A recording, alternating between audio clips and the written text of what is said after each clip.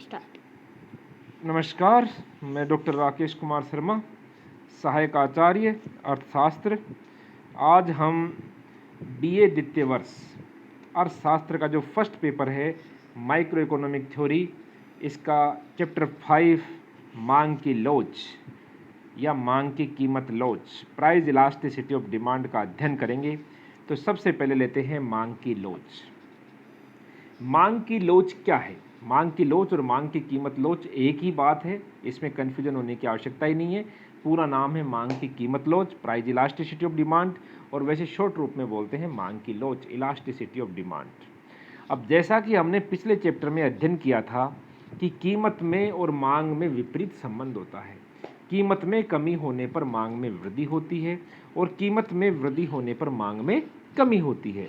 लेकिन कीमत में कमी होने पर मांग में वृद्धि कितनी होती है, कैसे मापा जाए? ये मापन ही मांग की लोच कहलाती है।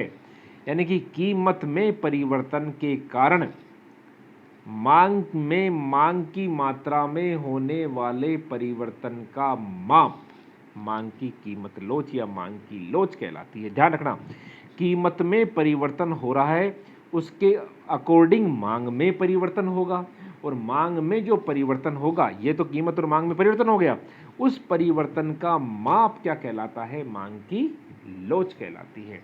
स्पष्ट है बात?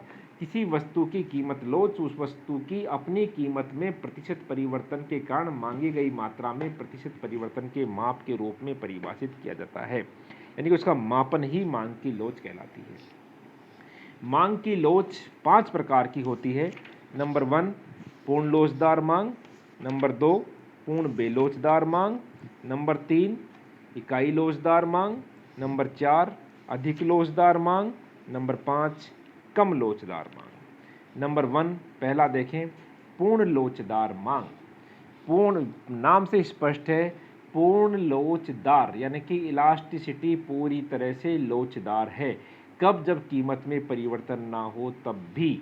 अब कीमत में परिवर्तन ना हो या बहुत सूक्ष्म परिवर्तन हो, उसके पश्चात भी मांग में बहुत अधिक परिवर्तन हो जाए तो उसे पूर्ण लोचदार मांग कहते हैं।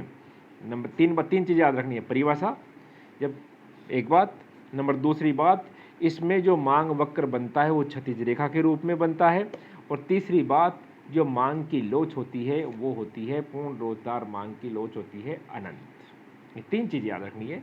ये थी पूर्ण लोचदार मांग। नंबर 2 आता है पूर्ण बेलोचदार मांग। 3 बातों से अध्ययन होगा। नंबर 1 पहली बात परिभाषा। परिभाषा क्या है कि बेलोचदार मांग में कोई परिवर्तन नहीं है। कब? जब कीमत में बहुत ज़्यादा परिवर्तन हो तब भी। तो परिभाषा क्या बनती है? कीमत में बहुत अधिक परिवर्तन होने पर भी मांग में कोई परिवर्तन ना हो तो उसे पूर्ण बेलोचदार मांग कहते हैं। पहली बात। दूसरी बात, वक्र कैसा बनेगा? इसका वक्र लंबवत बिल्कुल सीधी रेखा के रूप में बनता है। पूर्ण लोचदार मांग का क्षैतिज रेखा के रूप में और पूर्ण बेलोचदार मांग का लंबवत रेखा के रूप में बनता है। वो हॉरिजेंटल और ये वर्टिकल। तो और मांग की लोच, तीसरी बात, मांग की लोच होती है 0। नंबर तीसरी आती है इकाई लोचदार मांग। इकाई लोचदार मांग के में आता है कि मांग और कीमत में जो परिवर्तन होता है वो बिल्कुल बराबर होता है। यानी कि जिस अनुपात में कीमत में परिवर्तन होता है, मांग भी उसी अनुपात में बदले, उसी अनुपात में मांग में परिवर्तन हो। यानी कि जितना कीमत में परिवर्तन होता हो, मांग में भी उतना ही परिवर्तन होता हो, उसी अनुपातिक रूप से, तो उसे हम बोलते हैं इकाई लोचदार मांग। और ये जो इकाई लोचदार मांग वक्र बनता है, ये एक सीधी रेखा के रूप में बाएं से दाएं नीचे की ओर गिरता हुआ होता है, एक बात।